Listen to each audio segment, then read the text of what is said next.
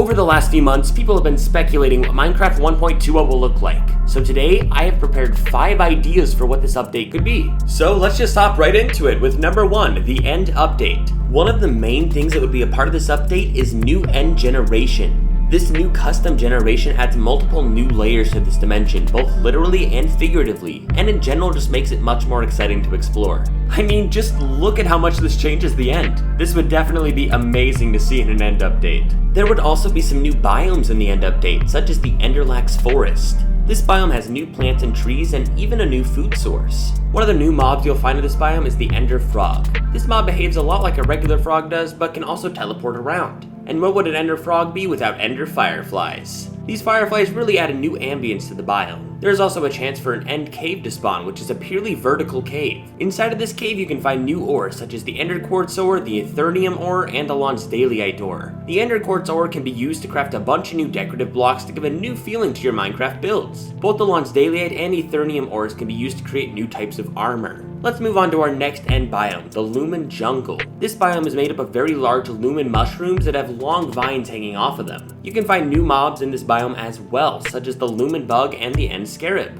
You can also find new plants in this biome, such as the Lumenberry plant, which when fully grown can be broken to get lumen berries. And for the final biome, we have the End Wilds, which was directly inspired from the End Wilds in Minecraft Dungeons. This savanna-like biome has new types of trees and plants, as well as a new mob, the Feeder. This strong mob walks around the biome, and if a player gets too close to one, it'll start to chase after that player. But the Feeder doesn't have the best eyesight, so you can hide from this mob inside of tall grass. You can also find the brand new End Geyser block inside of this biome. When you step on this block, you will be launched up super high, so this block can be used as an elytra pad to get a boost into the air. Some other features for this end update would include other new mobs, such as the Lewistic Enderman, which is a super powerful Enderman that you don't want to mess with.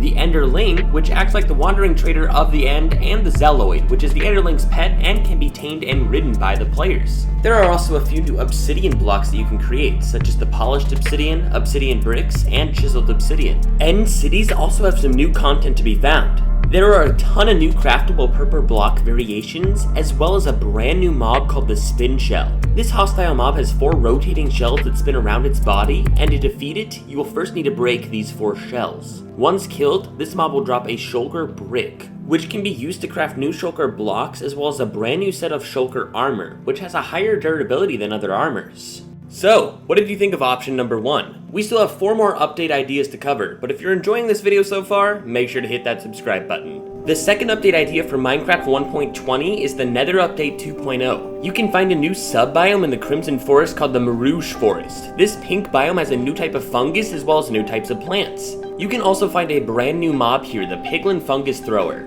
There's also a new sub-biome in the Soul Sand Valley called the Soul Forest. This purple sub-biome has a new fungus type and new plants to cover the biome. In this update, you'll find even more new mobs, such as the Warped Stag, which is found in the Warped Forest and can be tamed to become a new friend.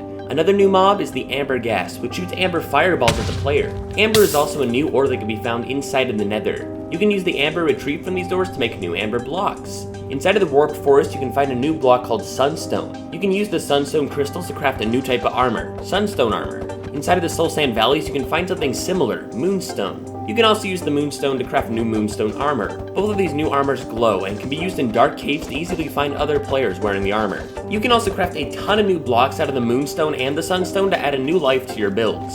You can also take the gilded Blackstone blocks and smelt them in a furnace to get gilded scraps. If you combine these gilded scraps with your netherite armor, you can get the brand new gilded netherite armor, which is just as strong as netherite armor, and piglins won't attack you while you're wearing it. There is also a new block called Brimstone. This block acts just like a sponge does, but for lava. Inside of the Nether Fortress, you'll find Mob D from the original mob vote, the Wildfire. This mob has 4 hovering shells and shoots a frenzy of fireballs at nearby players. Let's move on to update idea number 3, the Aquatic Update 2.0. This update adds a ton of new life to the oceans, adding mobs such as the Anglerfish, Bash, Frilled Shark, Mahi-Mahi, Manta Ray, Nautilus, Pike, Sailfish, Stingray, Humpback Whale, and Great White Shark, to name just a few. There is also the Azure Reaper, a brand new mob that you won't want to run into. Once this mob sees a player, it will let out a roar that gives the player darkness, and then it will swim after the player until they have been killed.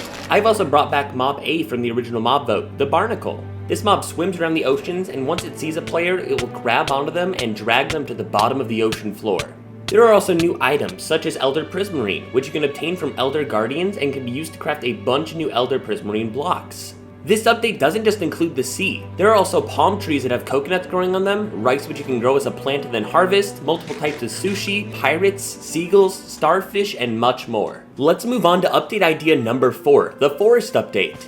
In this update, we could finally get the new birch forest that we have all wanted. Inside of these birch forests, you can find a ton of new flowers and plants, as well as a new type of tree, the cherry blossom tree. There are some new mobs in this forest as well, such as the woodpecker and the moo bloom from the 2020 mob vote. But this update doesn't just change the birch forest, it also changes the oak forests. Inside of the oak forest, you can now find patches of maple trees. You can harvest the sap that grows on the side of these trees to get a bottle of syrup. And with the new pancakes in this update, you can even put syrup on your pancakes. Some new mobs in this biome include the squirrel and the brown bear. The brown bear gets irritated with players that come too close to it. You can collect bear fur from this mob using a brand new tool, the brush. You can also find badgers in the oak forest, and you can tame these badgers to become your new friends. Bees are also receiving new features in this update, with new things such as unique blocks that you can make out of the honey, a pot of honey, and a new variant of the bee, the queen bee. Another biome being upgraded is the savanna biome. This biome now has a new type of tree, the baobab tree. There are also new mobs to be found here, such as the ostrich, which you can tame and ride.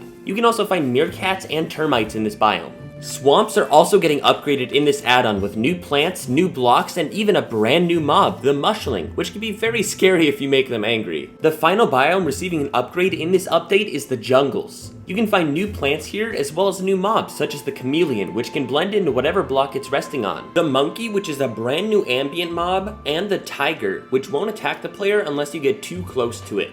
Let's move on to our final update idea, the farming update. Right now, farming in Minecraft is very boring, and part of the problem is that there isn't that many crops to grow. To fix that problem, I've added some new crops to this update, like the tomato plant. You can use tomato seeds to plant this new crop, and once it's fully grown, you can pick the plant for some tomatoes. Another new crop for this add-on is corn. You can use the corn seeds to plant this crop and get corn from it once it's fully grown. You can cook corn in a furnace to get cooked corn, or you can cook it on a campfire to get popcorn. Another crop idea would be the soul pepper, which would grow on soul soil or soul sand, and when the plant has fully grown, you'll get soul peppers. There's so many possibilities for new crops in the game, so what are your crop ideas? Let me know in the comment section down below. In this update, there would also be a new type of wandering trader called the chef. You can bring different ingredients to the chef in exchange for recipes that you couldn't normally craft on your own.